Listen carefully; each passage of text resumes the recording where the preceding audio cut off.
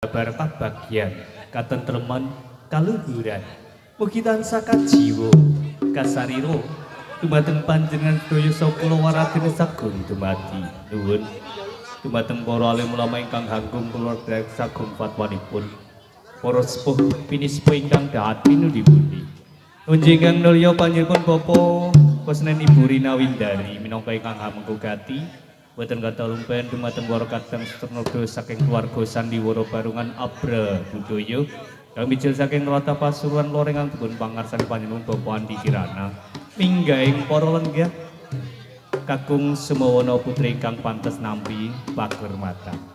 Alhamdulillah titiari kalenggahan parikan wis saged nyawiji mangayu bagya wontenipun adicara tasakuran walimatul hitan kang putra paring asma Muhammad Hildan Al-Arsa yang samangki kahitanaken badal maghrib mugi lumampah rahayu nerwikara tak sampun-pun hitanaken pinaringan enggal dangan wangsa malih wonten dampar tulangan dadosaken putra ingkang soleh abekti aspakan mitra tumrap usaha bangsanipun. Mugi titiari kalenggahan parjan punika Bapak Kusnen Ibu Rina Windari netepi adat tanah Jawa badhe Lukar Sukerto putra ingkang namung sawiji nandang Sukerto ontang anting. Salin gati pramadya wasana rahayu nerewikara kabucal sedaya Sukertonipun dadosaken putra ingkang suci boten gadah Sukerto punapa-punapa pinaringan panjang umur teman takwa dening Gusti Kang Maha Kuwasa.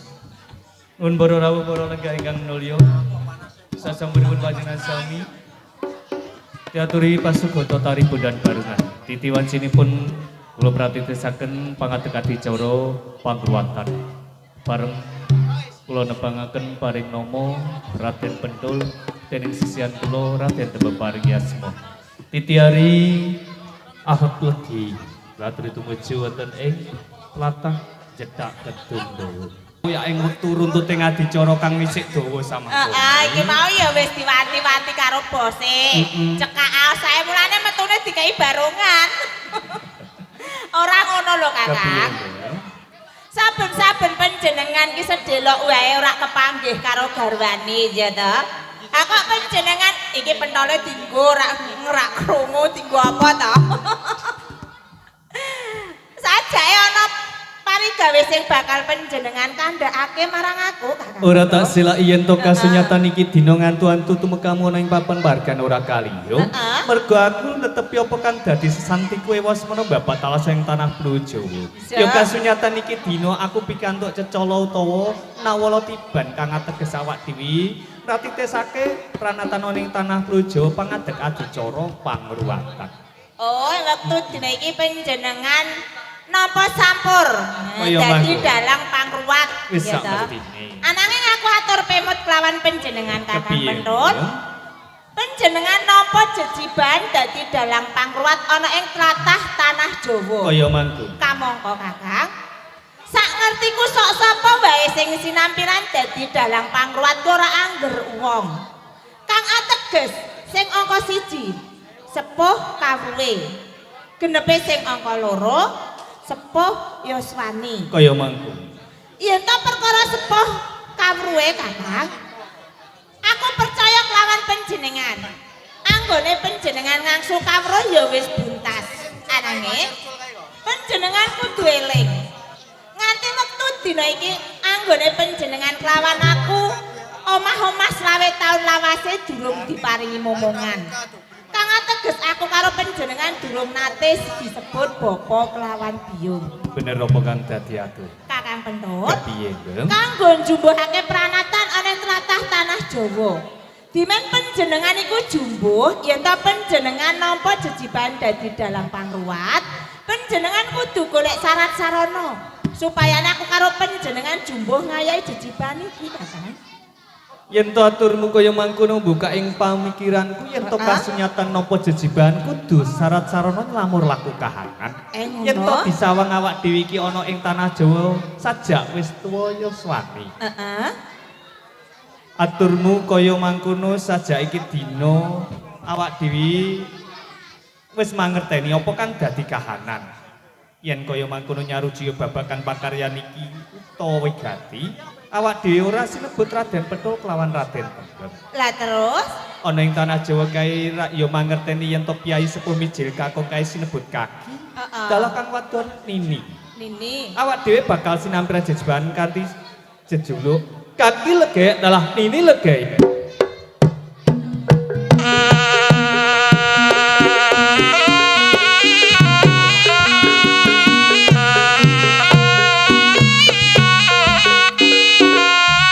Kakang Pedul, Nggih.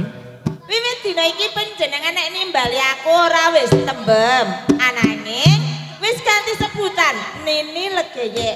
Sak balike kaya mangkono iki dina aku go sinebut kaki legek. Heeh. Ning ora kaya padatan iki dina Piye? sawise awak dhewe ganti jejuluk. Heeh. Apa sliramu ora ngrungokake dhuwur pasumaning awak dhewe kan? Pirang-pirang dina ki sak ndure pasuman ana penjakan ngeklek wae. Sajake kapal ora tahu. Sasmitaling para kasih sekolah penjagaan.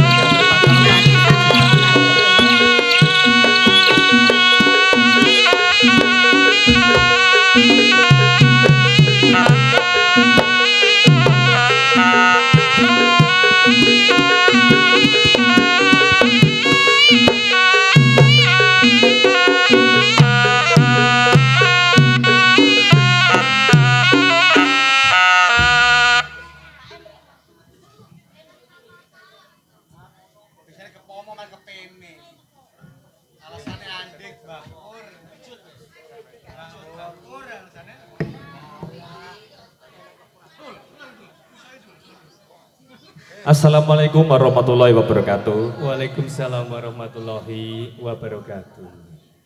Boten ateges tambu ing kahanan pahargyan kula. Kula badhe nyuwun pesa dhumateng panjenengan sami, panjenengan punika paring asma sinten saking Nggih, kula pinangka talang aturipun saking Bapak Kusnen dalah Ibu Rina Windari.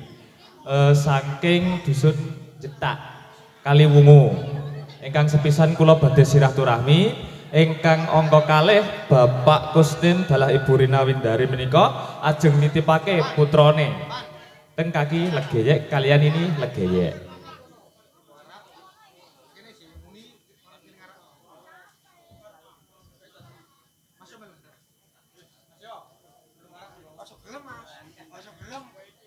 Nuwun sewu Bapak. Bilih panjenengan titiari kaliyan bagian punika pinaringan asma Bapak Kusnen Ibu Rina Windari. Kula pun kaki legek dan punika sisian kula Nini Legek. Anggenipun panjenengan saking tlatah Jedak Kedung Dawa. Leres nggih Kaliwungu Kudus. Nuwun sewu Bapak dan Ibu. Anggenipun panjenengan atur silaturahmi kula tampi kanthi asta kekalih. Tambah pasederekan tumrap tiyang sang tanah Jawa Pak nggih. Mengku wigati ingkang angka kalih bilih titiari kalenggan pargan kula Bapak Kusnen Ibu Rina Windari netepi adat tanah Jawa. Nggadahi putra namung sawiji, mijil kakung inggih menika Muhammad Wildan Al-Arsa. Nandang Sukerto Untang Anting. Pun pasrahaken dhumateng kula sisian kula. Lumantar kula nyuwun dhumateng Gusti Kang Maha Kuwasa Lukar Sukerto putra panjenengan. Nuwun sewu Bapak Kusnen Ibu Rina. Anggenipun panjenengan pasrah putra panjenengan dhumateng kula sisian kula napa sampun ikhlas lair sebagai. Ikhlas nggih, menawi ikhlas putra panjenengan badhe kula tawis. Bapak Kusnen Ibu Rina Windari, panjenengan ampun alit ingkang. Putra panjenengan badhe kula rengkuh kadya anak kula piyambak kapura samangil ndadosaken putra ingkang saleh ngabukti tiyang sepuh kamilan migunani Prabu Sapa Maswanipun. Titiari kalenggan parjan kabucal sedaya sukertonipun dadosaken putra ingkang suci boten gadah sukerta punapa-punapa pinaringan panjang umur tepat takwa dening Gusti Kang Maha Kuwasa. Nuwun sewu Bapak Tuan Ibu. Sak sampunipun panjenengan pasrah putra panjenengan dhumateng kula sesian kula. Tasih wonten wigati ingkang dereng kawedhan napa cekap dados wigati panjenengan. Pun cekap menten sajak wonten dalem panjenengan tasih kathah pakaryan kula tansah sugeng nderekaken kondur tumuju pidalem song rahayu niripara. Wassalamualaikum warahmatullahi wabarakatuh.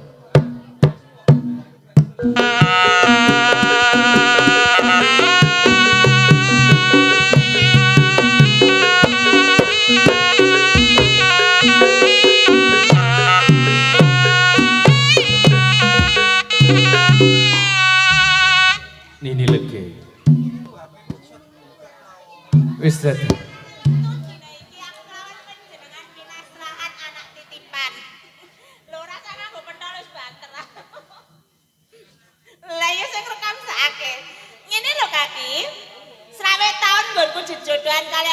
panjenengan ki ora duweni momongan. Kedadake wektu dina iki kelawan panjenengan pinasrahan anak titipan. Tak lege ya. Senajan to iki mung trima anak titipan, tak jaluk kelawan panjenengan ayo diupakara kaya titis panjenengan dhewe kaki. Wis dadi kasunyatan yen to sekawit aturku marang wong tuane sakloron kae bakal tak rengkuh kadya anake dhewe. Mula sapa iki ora mengateges bombong jroning atiku nugraha ora kanyono ning kasunyatan iki dina aku uga wis samapta ing diri siaga ing gati. Sliramu eling yen to rawuhe Bapak Kusnen Ibu Rina kae masrahake putrane ki Nandang Sukerto. Janur kuning tak sengkerke 7 dina 7 bengi ana ing gedung pusaka kae ora kaliya mung kudu kanggo syarat sarana netepake adicara pangruwatan iki. Coba kae pundhut noni.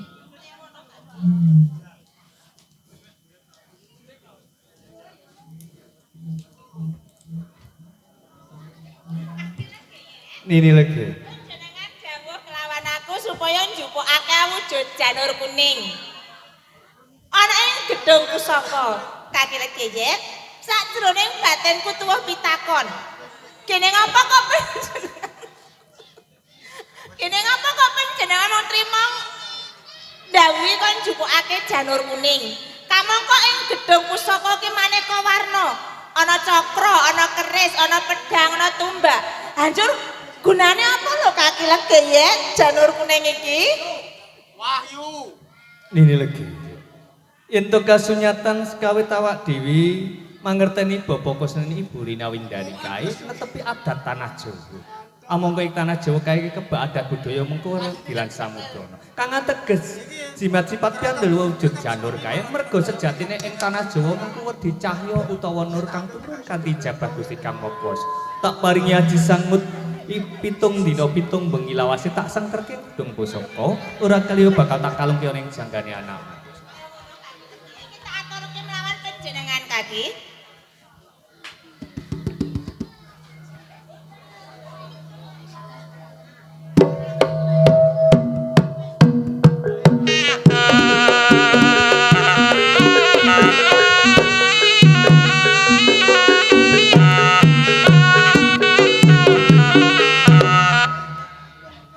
Kaki legi ya. Nini lagi.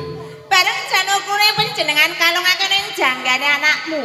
Iki sing sekawit pancen wis bagus, iki tambah cemlorot baguse. Ora mung mandheg tekan semono kaki legi. Kaya-kaya aku mangerteni ana cahya kang tumurun ning jiwa ragane anakmu.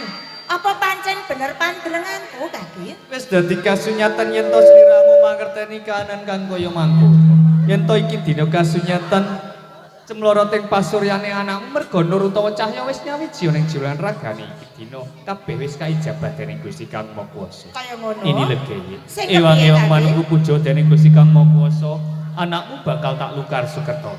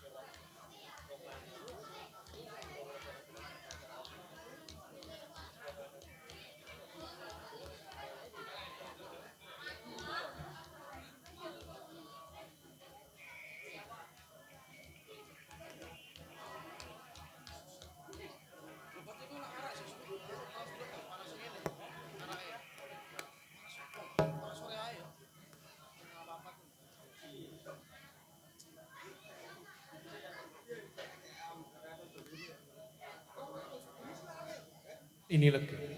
Piye Wis kaki? dadi kasunyatan anakmu kalukar Sukertone dadi bocah kang suci ora desengkala apa-apa. jumbuhake kahanan yen to iki dina dadi bocah kang suci. Awak dhewe kudu maringi jimat sifat piandel kang tegese iku bakal tak paringi jimat sifat piandel ganti jejuluk Joko Jlagur.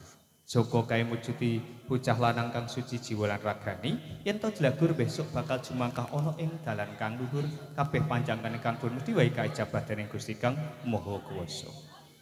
Bismillahirrahmanirrahim. Muhammad Yildan Al-Arsal. Joko Jlagur.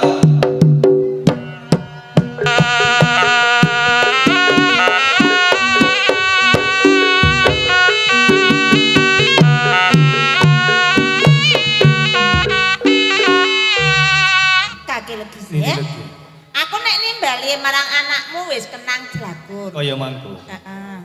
Iki dina ora teges bombong jroning ati kasunyatan seneng ana sadurunge raka. Ning ya kasunyatan mangertiya yen to duwe anak kang akhir dewasa kaya mangkene ora sithik anggone mbutuhke propi. Palilamu iki dina tak kanthi jejere wong tuwa lanang kudu nyukupi kebutuhaning keluarga. Sliramu tak tinggal sawetara kelawan anakmu Joko Jlagur. Panjenengan arep tindak ngendi Kaki? Ana ing kutha raja Mupati Pangupa Jiwa. Oh, Kaki legi ya. Yen to panjenengan kepengin golek pangupa jiwa kanggo murakapi kebutuhane anakmu, kena-kena wae. Ananging gandeng ora wali aku wis matur kelawan panjenengan. Selawe taun nggonku jejodohan karo panjenengan durung nate ngrasakake momong anak. Wektu dina iki panjenengan kepengin golek pangupa jiwa ninggalake pasuman kene. Kaki legi ya. Nini legi. Dimen murakapi sak kabehane. Sadurunge panjenengan jengkar saka rompok kene sak mengkone, aku njaluk lawan panjenengan. Panjenengan golekake kanca roan kanggo anakmu. Dimen bisa dijak dedolanan ana ing papan kene, uga kanggo ngewangi-wangi. Anggonku njaga keslametane anakmu sak rina kelawan sak wengine, bau kiwa tengene Kaki legi. Apa panjenengan sago Kaki? Sumlang jroning atimu wis dadi kasunyatan babagan durung pinter mula wetak anak. Ning iki dina nylamur laku ora kateges awak dhewe njaluk kanca ruang tangga tepak. Heeh. Mangerti Joko Jlagur duwe kadang tuwa papat cacah kang rawujud. Ngono. Bakal tau wujud tanging pangarep kanggo kanca ruang uga jaga keslametan. Kaya ngono Kaki legi. Bismillahirrahmanirrahim. Supiyah amarah al-wahmah. Mutmainah.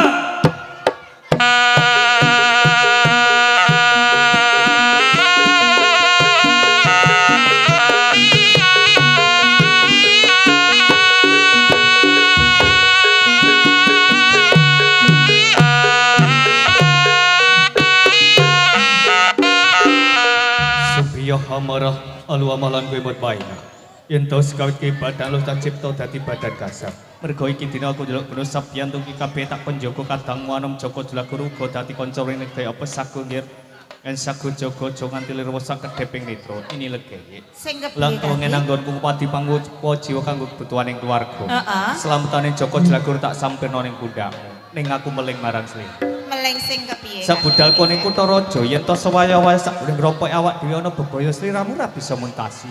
Gedruk lemah kaping telundang jenengku krasa jroning ati bali tumuju sak dening rompok ini. Kaki legi ya. Ini legi. Bakal tak eling-eling sing dadi pawelinge panjenengan. Sewang-sewangan Kaki legi ya. Sing tak suwun kelawan panjenengan donga pangestu panjenengan sing tansah tak antu-antu. Andum Kaki. selamat ini legi. Salim lecah bagus. Ayo derek nini lagi ya sawetara nggih.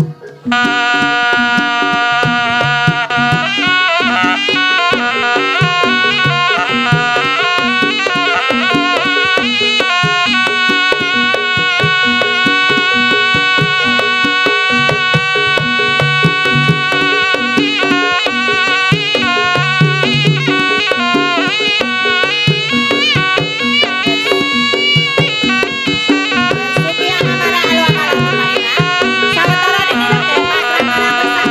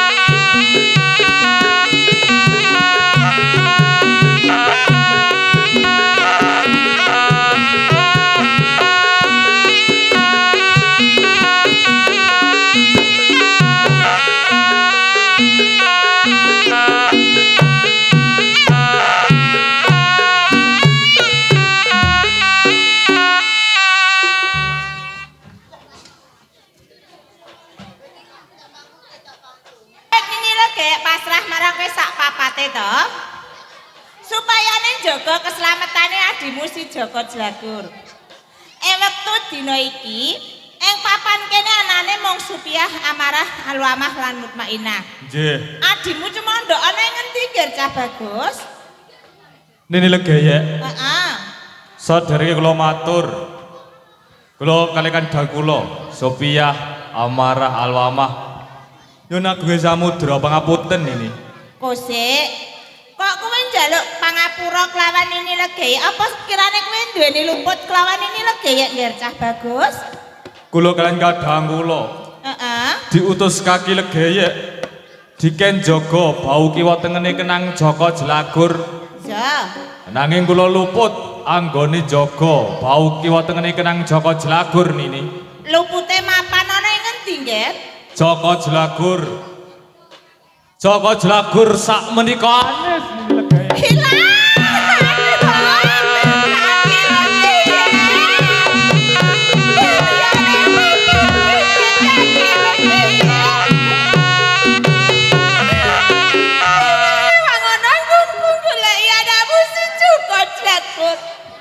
Nalika semana panjenengan titip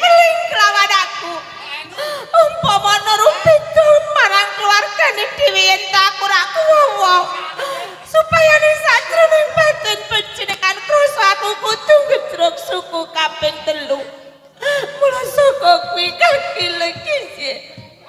Gandeng aku waktu dina iki aku putus sabiatu panjenengan kula ya anakmu si Joko Dragur.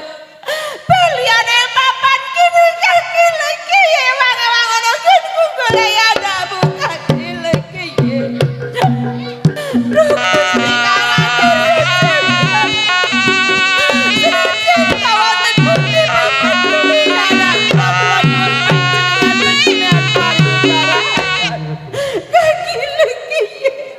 Ento kasunyatan kae budal kono iku Taraja 4 di Pangupaji.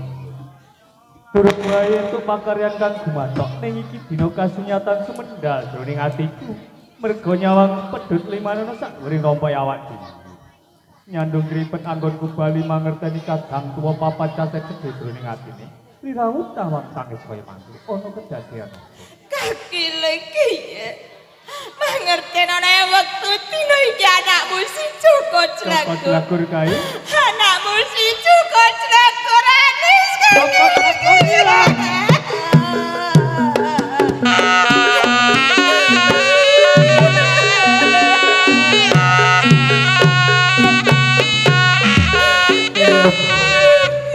Aturmu kaya mangkono gawe kaget jroning atiku.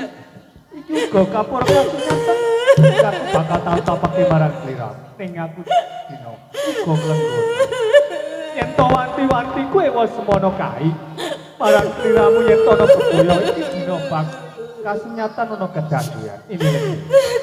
Lagi ya si. Aku ora duka marang jeneng kowe sliramu merga ora kuwat nyanggonku nyawang tangis iki dina. Candhek anggonmu tangis. Munggah ning sanggar pamujan, ewang-ewang manungku puja dening Gusti Kang Makuwasa. Mergo aku bakal budidaya baline Joko Dragur Koska. Waktu dina iki uga aku njaluk pamit kaki lagi. Kaya mangkono iki.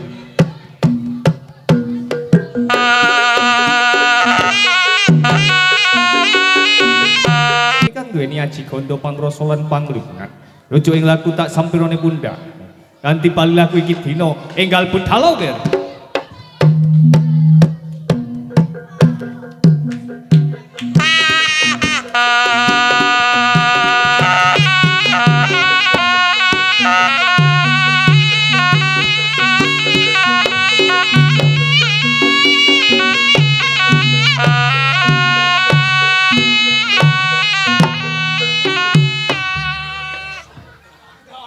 Supiyah amara halu amah lan kowe mutmai. Nggih. Lagi iki dina kasunyatan tatus ora nganti gantalan dina Minggu to Candra.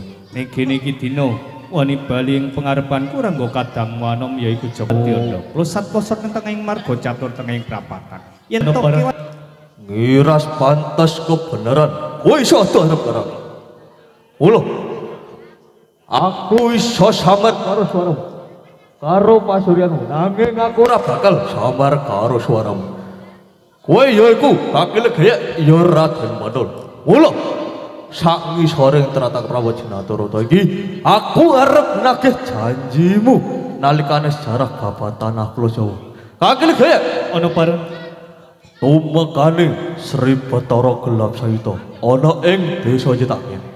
Kuwi ya dudu tanpa alasan.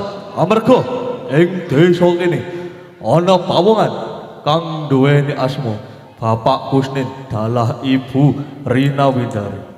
Kuwi duweni putra.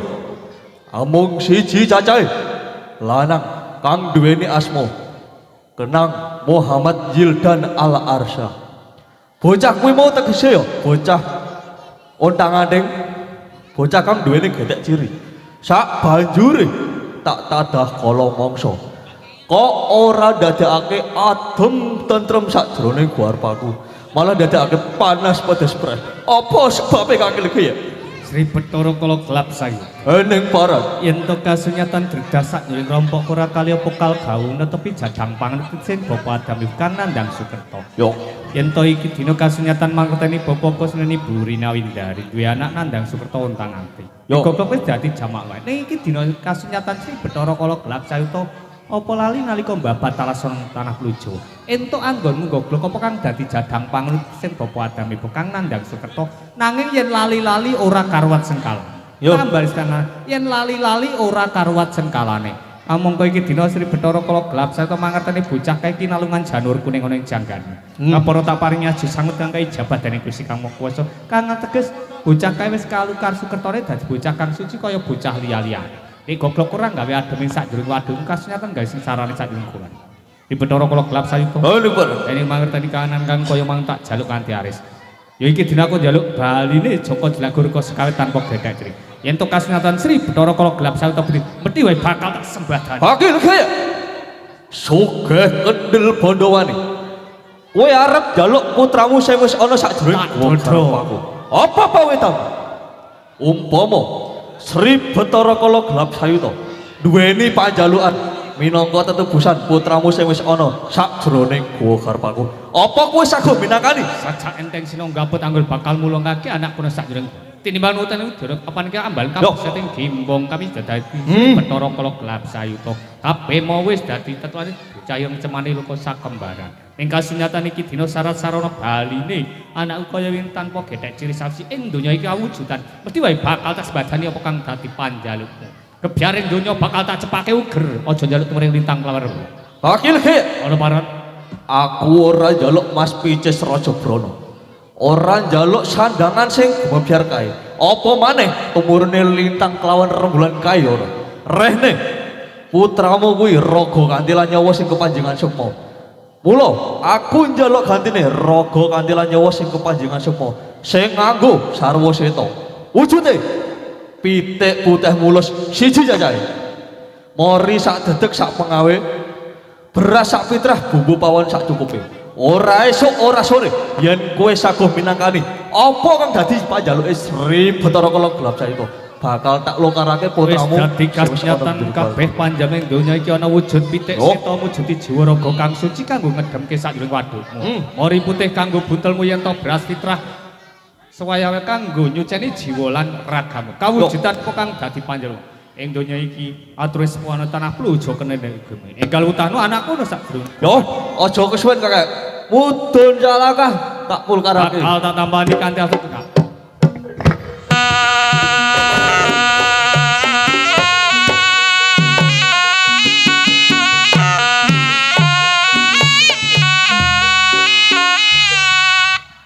Kasunyatan ini. Aduh, aku nedha nrimo banget kelawan panjenengan. Ora nganti gantalan dira anakmu wis bisa bali ana ing pangkonku, Kak. Kabeh pandongamu kaijabah dening Gusti Kang Maha Kuwasa. Uga iki dina wis kalukar sukertone senadyan to kacidra dening Sri Bathara Kala gelap sayuta rahayu Iku wonten tumekane tisu, ngono. Bu. Iki lho sakake iki kenang iki sampe keringetan ngene. Iki mau ning jero barongan oleh sumuk. Ya sediluk iki Bu suwunke tisu. Kaki lege ya. Ini lagi. Aku wanti melawan panjenengan. Aja nganti kahanan iki kok keprungu karo tangga teparo. Apa meneh wong atuwane anakmu lanang kaki lege ya. Wis kudu sak mestine damar mancung cinupet kanggo wadining awak dhewe. Heeh. Ini lagi. Piye kaki? Wis sawetara awak dhewe bali kelawan anakmu bungah jroning ati. Iya. Niki dina kok sajak ora kepenak jroning atiku lho. Lah kae saka kaduan kok sajar mono tamu lho kaki. Tak sawang kapara oleh Bapak Kusnen. Sawetara nggih. Ibu Rina Windari tumuju ana sak wilayah.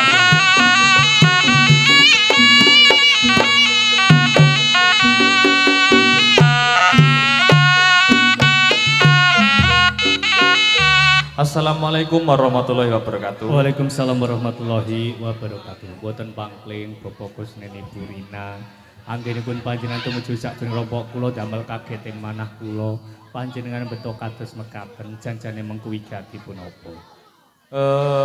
Bapak Kusnin dalah Ibu Rina Windari menika ajeng ngejak kondur putrane. Niki kagem sedekahipun kaki legayek kalian ini legayek. Dados mriku sedaya sedekah panjenengan Bapak Kusnen Ibu Rina tumrap kula sisihan kula. Nggih. Sampun ikhlas, Pak? Ikhlas. Ibu nggih ikhlas. Badhe kula tampi mugi dadosaken berkah lumebaripun rezeki panjenengan sak keluarga. Coba kae tampan ini sedekah tumrap ing awak dhewe.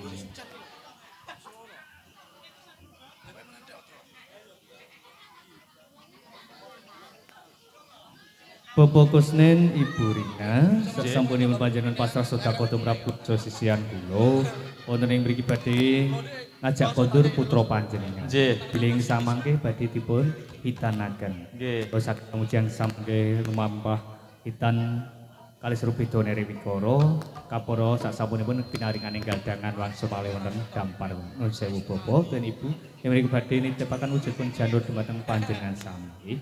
Kula suwun Bapak dan Ibu. Janur punika samangke panjenengan dekek sanganipun bantal utawi kasur anggenipun putra panjenengan Sari. Slaminipun sepasar dinten utawi gangsal dinten. Sabaten gangsal dinten, janur punika panjenengan larung utawi bucal lepen ingkang wonten toyanipun nggih. Kanthi pandonga Jawa. Bismillahirrahmanirrahim. Aku ra ngguwak wujuding janur, nanging aku ngguwak sengkalane anakku ontang-anting. Kanthi ijabah Gusti Kang Maha Kuwasa, wilujeng slamet kalis rupida nireng sambi kala. Dipun Fatihah kaping 3 nggih. Kapara sae saged ngleres dadosaken putra ingkang saleh. Ing mriki sampun dados anak kula peparing jejuluk Joko Jlagur. Jangkepi syarat sarana panjenengan kula atur nimbali Kang Putra kanthi sebutan Joko Jlagur. Kula paring rodha Pak nggih. Ger anakku Muhammad Yildan Al Arsa Joko Jlagur. Ger anak kulanang Muhammad Joko Jlagur. Muhammad Yildan Al-Arsa Joko Jlagur. Dalam Pak. Ger anak kulanang Muhammad Yildan Al-Arsa Joko Jaladur. Dalam Bu. Alhamdulillah sampun menika dados wigati panjenengan tetapi adat tanah Jawa. Semoga adicara dipun tungkasi kanthi barokah Fatihah. Mugi sedaya wigati kaijabah nggih. Minal hajati bil barokatihil Fatihah.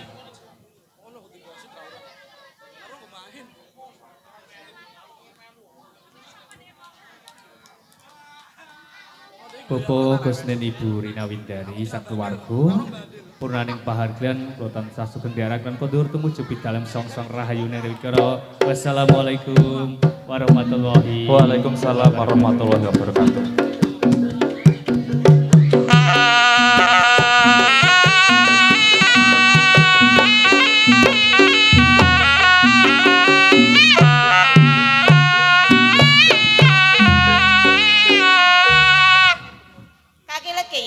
Ini legi. Iki kejaba panjenengan kelawan aku diparingi sedekah saka wong atuane Kenang Joko Jlagur sekawit. Iki aku uga ditinggali embor. Kamangka sakjroning embor iku ana maneka warna isine.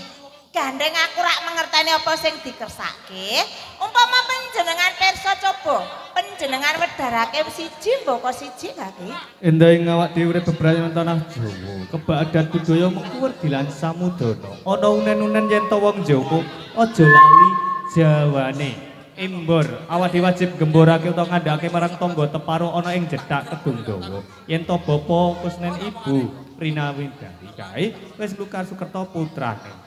Yen to beras kuning ngening-ngeningake pikir sok kapan aku bisa ngruwat sengkalane anakku kasembadan. Ana wujuding kembang taman Bapak Kusnen Ibu Rina Windari. Ora lali marang kadang tuwa papat cacahe kapara-para nabi para rasul para wali wahtan mekam dinah tanah Pulo Jawa. Kabil khusus kaki danyang hidayah sahibul wayah wonten ing tlatah inggih menika jedhak Tundawa. Minggahing ahli kubur jaler lan estri. Wajib wis dadi kewajibane wong tuwa ora mung nglairake maringi jeneng, ngitanake nikahake uga ngruwat sengkalane iki kewajiban. Yen to godhong alang-alang godhong apa-apa lan godhong kowe.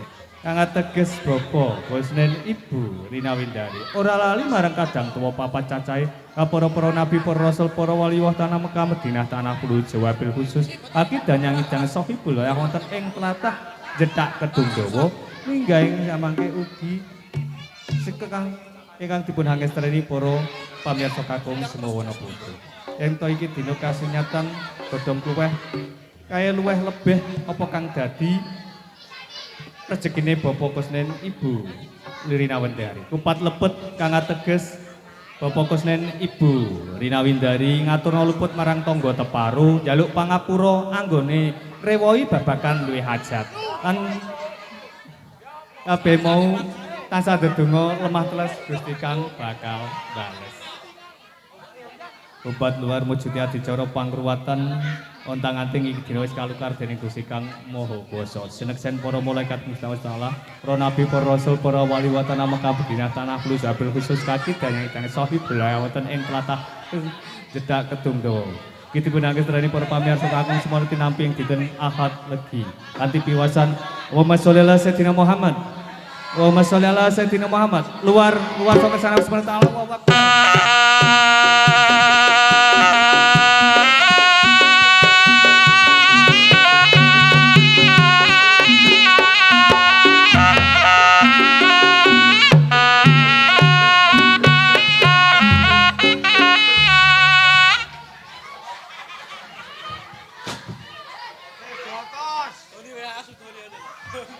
Sri Bathara kula gelap sayuda. Ora tegesak lir wakya kang dadi panjang. Kasunyatan iki dina bakal tak sembadene aku biyantu Sagung. Oh, Sagung. Yen ana bebaya kang bakal ngridu jroning daleme bapa Kusnen Ibu Rina Windari. Tumama saka lor wetan kidul lan kulon kang dadi gajah. Bakal tak tepak tak balekake maneh.